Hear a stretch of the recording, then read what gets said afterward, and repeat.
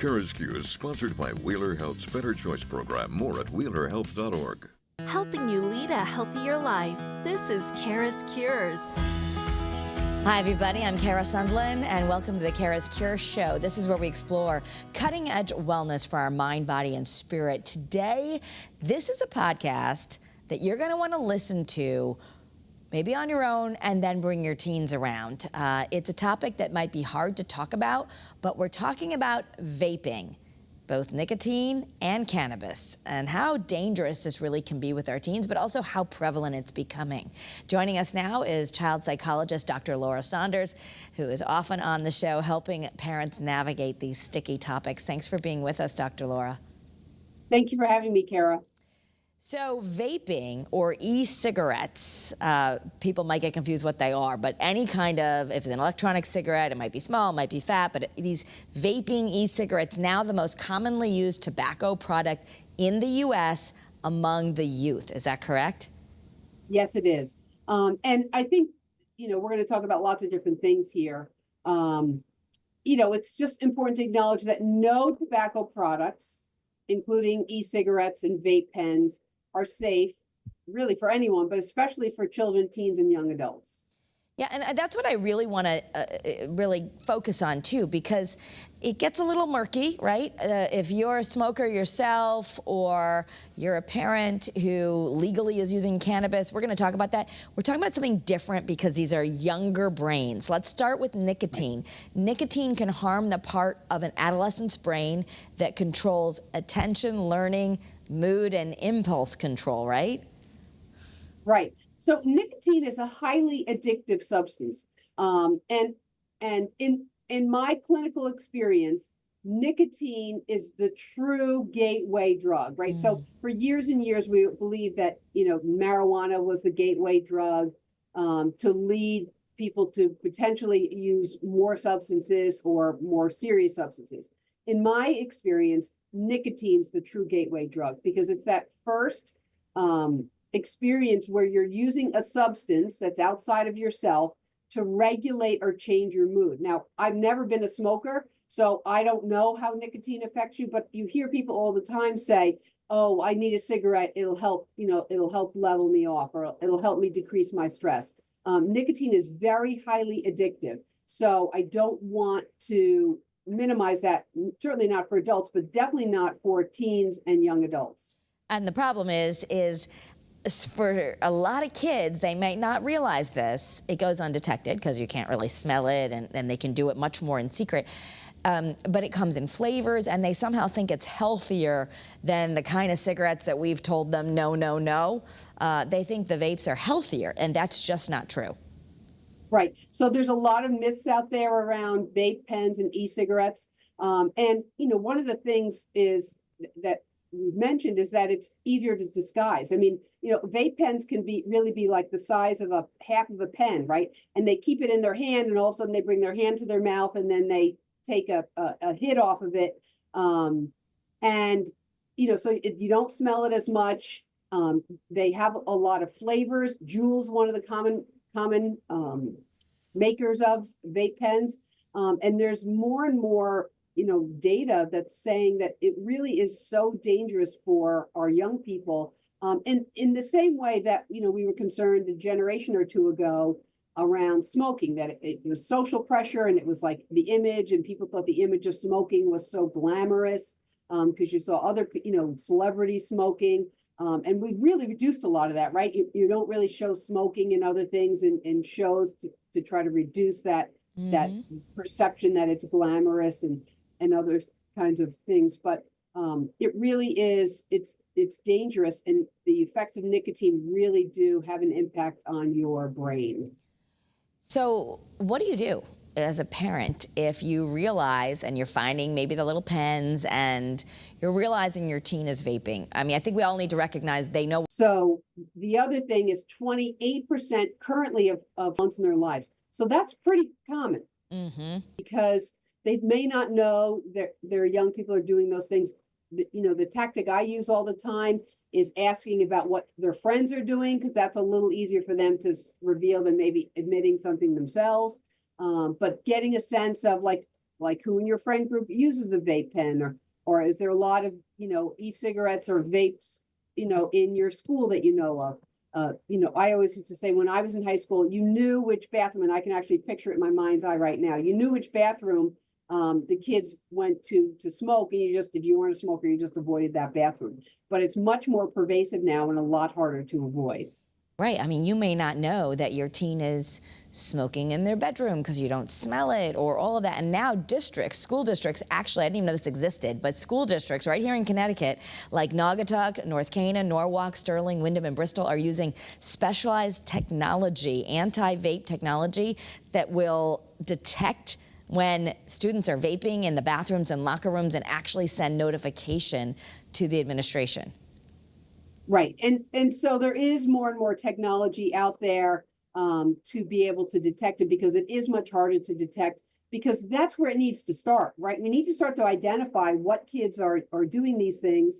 I'm assuming that there are education programs certainly in high schools, but a lot of times young people dismiss that, oh, that's just our parents' generation saying it's something that we like is bad for us.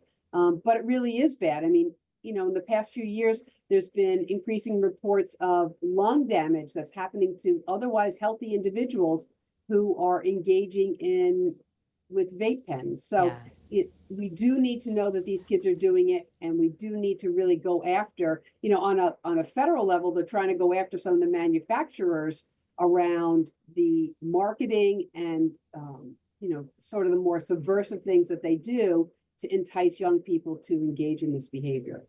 Okay. And you've always described yourself on this podcast as a middle of the road psychologist, but let's just walk through. You go in, you find a vape pen in your child's room or in their bag, you realize they're vaping. What do we do now that we know we don't want you doing this? Well, first of all, I think you do need to confiscate the vape pen, right? They are expensive, and technically you cannot buy these things under age 18. And some states have bumped that up to 21. But the reality is kids know where to get access to things when they want them. I mean, have an open conversation about what the dangers are, and really look at what some of the reasons are behind why they're engaging the behavior. They feel like they have a high stress life, or all their friends are doing it, or they just like the taste, or they like how the nicotine affects them. So you need to also then get at the underlying reasons or as to why they're engaging in that behavior and what benefit it's serving for them. I know this sounds crazy, but if you look on the internet, there are some YouTube videos saying that nicotine isn't really that bad for you. It can enhance performance. It's maybe good for school. I mean, I can't believe it's out there, but it is, and it's being influenced by our kids. So just so if we're playing this, not only for parents, for teens, but what is nicotine doing to the brain, and why is it so imperative that young people not do it? Well, what we don't want is we don't want young people to develop the association that there is a substance outside of me that helps me reduce stress, or there's a substance outside that affects my attention or affects my mood. Because what then you're sending the message is that I don't have the capability to manage those things. And that's not a message that we want young people to get, right? I don't want it to be that I need to have a cigarette in order to reduce my, level myself out or improve my mood. Because remember, it also becomes very habit forming. So it's not just sort of the nicotine, it becomes the associations around it. That people have a cigarette right when they, or, use their vape pen or use nicotine right when they get up, or after a meal, or before bedtime, or, they're using it based on associations, also not just the effect of the nicotine directly. Yeah, and some of these, we don't know what's in the cartridges. I know from interviewing lots of doctors even some who have had to do lung transplants on people. We don't know what's in these cartridges. They're not regulated. So there's nicotine in them, but there could be other dangerous things as well, very dangerous chemicals. Right. And, I just went to a Grand Rounds talk by my colleague, Dr. Craig Allen, who's the medical director at Rushford, right? And they talk about really how the e-cigarette delivery system is actually much more potent. So it's giving you more potent doses of nicotine or more potent doses of marijuana, if that's what you have in your vape pen. So that potency also really affects you on a much faster and a stronger level. So whatever the effects are, it's happening much more quickly. Therefore, in not just the physical addiction of it, the emotional addiction of it as well. Yeah. So back to, if you find this and your child admits they're doing it and you're going to confiscate it. But what if they say, because we know nicotine is super addictive. In some studies, they say it's as addictive as heroin. Is it just cold turkey? How do you help your kids get off of this? What if they're already addicted to the nicotine? Well, yeah, that means they've been actually doing it for a while. And honestly, I'm fairly certain that I need to fact check this, but nicotine, there's nicotine patches and nicotine gum and other things. It might be that you need a prescription for that, because that means now you're going to your family physician or your pediatrician to get that because you find out your child's addicted. But there are other ways to deal with that kind of emotional fixation or emotional addiction. Okay. And it's really, again, that's where you need to get at what's underneath this. This is, they're leading a high stress life. You realize that there's a lot of conflict in your home, and that's what they're doing to reduce their stress. They're in a peer group that is, really kind of managing their stress in this way by using vape pens. So you really want to get at what some of the underlying issues are. Because if they are truly addicted, you can do cold turkey with nicotine, but there is some withdrawal effects. Okay. But my guess would be that it's more the emotional addiction that's harder to fight in young people than the actual physical addiction. Physical addiction, for adults, it means they've been doing something for years, not necessarily weeks or months. Okay. All right. So it could be length of time or how often they were doing it. Let's switch to cannabis, because what you may not realize is when you find one of those cartridges, you don't always know what they're putting in it, because it could be a vape with nicotine, or it might be cannabis, which I've had some conversations with parents who are like, I just don't want the vaping, so much chemicals with those nicotine things, and I'm less concerned about marijuana. So that might, from the point of someone like yourself who knows about brains, it's not the best view, because it's not really true. That what's going in that vape, if it's cannabis, isn't the same thing that you grew up with in the 90s. It's much stronger. And there's still a risk, obviously, on the developing brain with something that is quote unquote natural. Right. So I would really go after that line of reasoning, because while, I understand that marijuana is a plant and that it grows, it has THC and CBD. There's two main elements in cannabis or marijuana or weed or pot or whatever the current term is, right? And it's the THC is the psychoactive ingredient in marijuana. And again, that psychoactive ingredient affects your brain. The two biggest things that regular marijuana use affects is your attention and your concentration. So your ability, and your it's attention and concentration and your motivation. Yeah. So when you're using marijuana regularly, it's going to affect your ability to pay attention, to attend. It's going to affect your motivation. It significantly lowers motivation. And what I see in young people all the time is that it affects their ability to manage, it's using an external substance to manage what might be an internal process. And there's a lot of rebound anxiety. So it's very, very concerning when young people have the belief that marijuana is harmless. Yeah, or that it's actually somehow good for their anxiety. When you say it actually can exacerbate it with something called rebound anxiety, can you tell us more about that? Yes. So what happens is, I always think of things like on a bell curve. If you're someone that's prone to anxiety, or you're using these substances to reduce your stress or reduce your anxiety levels, so you're going to reduce it. But as you reduce the anxiety, there's going to be a rebound effect. What we know about marijuana, unlike alcohol, and I'm not necessarily right now promoting one versus the other, but alcohol's in and out of the system in a fairly short period of time. Marijuana, the THC is additive. And marijuana is stored in the fat cells in your body, right? And what's the biggest source of fat in one's body is actually in your brain, right? Your brain consists of a lot of fat cells. So that's why regular marijuana, THC use, is affecting your brain development. We know that there's a connection between underlying vulnerabilities towards psychosis and meaning you could have psychotic-like experiences after using marijuana. And once those come out, they don't necessarily go away once you stop it. And the other thing is in that rebound anxiety, it's not actually helping you manage the anxiety, because then you're going to need more THC or marijuana or weed to manage that anxiety. So really, especially for young people, trying to find ways to better manage their anxiety in a way that's consistent and is not creating sort of this bell curve up and down sine wave of managing their anxiety, and then they have rebound anxiety, and then they feel like they need a little bit more. Okay. I hear a lot of young people say they use marijuana to sleep at night. Yes, I've heard that. But there are other ways to manage your sleep without some of the negative. And remember, cumulative side effects of marijuana. It's cumulative. It stays in your system for a longer period of time, upwards of 2 weeks, right? So alcohol's in and out of your system in hours.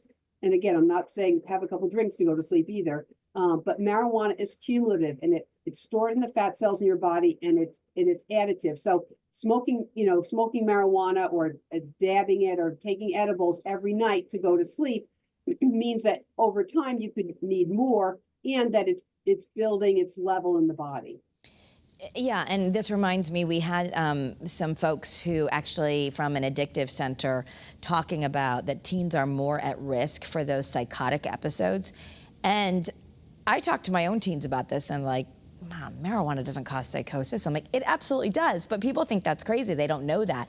And I don't know that I knew that till I started interviewing doctors like you, but there are kids who have these terrifying psychotic experiences from pot. Yes. And there's more and more data research coming out about this, with some assumption that there may be an underlying vulnerability to psychosis, and Okay. it just brings it on sooner. But we don't know, right? We don't know who amongst us has that underlying vulnerability towards psychosis. It causes you to blend the reality, the line between reality and fantasy. And these psychotic-like experiences can increase paranoia. It can really affect your reality, what we call your reality testing, and have negative long-term effects for a substance that we believe is natural. Yes, and the difference also, I'm hammering this point down, but it is different. I've never been a pot smoker myself. I know it's legal for adults, but an adult, and when I say adult, the brain isn't done developing till age 25 or so. So the people above 25 using marijuana recreationally every now and then because it's now legal, in the eyes of a child psychologist and the doctors I've interviewed, different than a teenager doing it. Is that correct? Absolutely. And here's the thing. If you're a fully functioning adult, right, you are greater than 25, you are working working a meaningful job, you have meaningful relationships with friends and family, and you are functioning in all aspects of your life, and you are legally obtaining marijuana to occasionally use. There's not much I can say about that. But again, in the same vein, I don't want someone, having 2 or 3 drinks every day, right, of alcohol, or smoking marijuana or using marijuana to sleep or using it to de-stress on a daily basis is considered an overconsumption. So it's really looking at how it affects your functioning. If you're a fully functioning individual and occasionally you get together with friends, I do worry a little bit about substance use on your own, because that has a social isolation, and that you're using it for different reasons than social engagement. But you're a fully functioning adult and you have all aspects of your life generally in order, and occasionally you obtain legal marijuana and use it with friends, there's not a lot I can say about that. But we're talking about teenagers whose brains are still developing, and it absolutely can have a negative effect on those individuals. I mean, the analogy I used with my own teens to explain how it's different for their brains, I said, you know, when I was pregnant, I couldn't drink alcohol. I couldn't have sushi. I couldn't have a lot of things because your brain was developing, and doctors told me I couldn't have anything. So I guess, you know, we do this, we accept that pregnant women can't do what other people do. So much like that, I guess teenagers their brains are still developing a lot until the age about 25, right, for girls, and 27, I've heard, for boys. Yeah, I mean, we're talking like full-grown adults here. 18's, I would say 18's not the magic number people think it is, right? Nothing magical happens when you turn 18, except that legally you have certain rights and privileges. But our brains are developing into our 20s. And again, we are the effect of the experiences around us, and, you know, whatever our underlying genetic makeup or underlying vulnerabilities are. It's really just being careful and mindful that things that we take into our body will have an effect on us. We want things to be done when it's, you know, that there's a provider that oversees it. I mean, I'm not saying, you know, there are individuals who need medications. You know, someone who has diabetes needs insulin. Someone who has severe depression might need an antidepressant. I'm not against using medications when they are indicated, but that means that you've had an evaluation by someone and that you have a condition whereby that medication would be helpful for you. Medications do sometimes have side effects also, but those side effects need to be managed. And if the side effects outweigh the benefit, then it's not a medication that's going to be helpful for you. So we're going to take a quick moment to hear from our sponsor about another addictive issue that's especially affecting boys, and then come back and I want to talk about some takeaways that we can do as parents. Quick listen. Struggling with gambling? Wheeler Health's Better Choice program offers personalized support and treatment to help you regain control. Visit wheelerhealth.org to learn more and take the first step towards recovery today. So we're back now talking about vaping and the crisis level it's at with our teens. If you are thinking my kids aren't around that, or I don't think they do it, you might want to think again. Hopefully they're not doing it, but it's certainly so prevalent that schools are now installing anti-vape technology. And it's really hard, I think, as parents to be on top of all of this and even know what it is. So we've got child psychologist Dr. Laura Saunders here to help us out with it. I know you said, back to our takeaways, if you think your kids are vaping, the first line of defense is open communication. I think sometimes as parents, when we say, I don't want you doing that, I don't want that, we just worry, it doesn't matter, it's going in one ear and out the other. But why does it really matter that we keep saying, I don't want you doing this? Well, there's two parts to that, right? It's also reflecting on our own behavior, right? If we're engaging in behaviors that are, you know, that where we're using substances, it inherently gives our young people permission to use substances as well. So that's something to look at.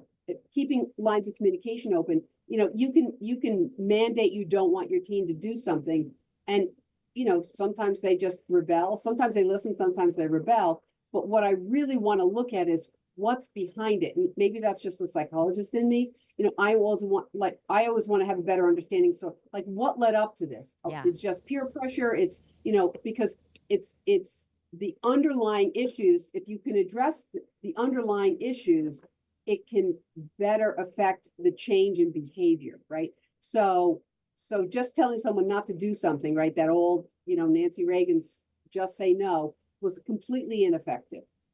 It really is so much deeper than that. It's really understanding what's behind it, what's the motivation, what need is it filling, what's the secondary gain.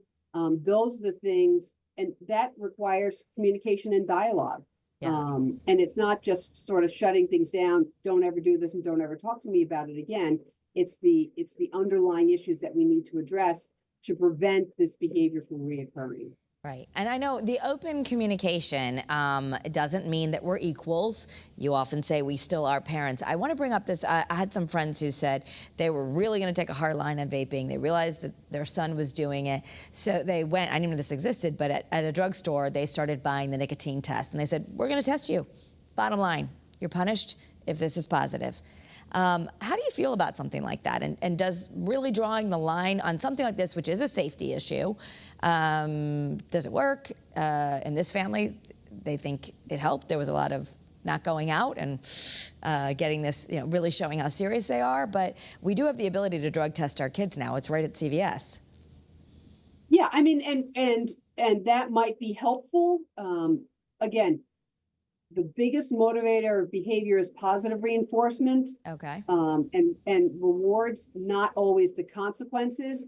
So the consequences may inhibit some behaviors, but I would worry in those situations, you're still not getting at the underlying motivation or the secondary gain or, whatever the stressors are. So you can do that, right? You can say, we're going to test this. We're going to test you for a variety of different things, but it's still not getting at some of the underlying issues that might be driving that kind of behavior. Because if it's not nicotine, it might be, you might turn to gambling, it might turn to something else, right? If it's an addictive nature or a need for that thrill, which can be chemical, right? Gambling, we've talked about gambling here.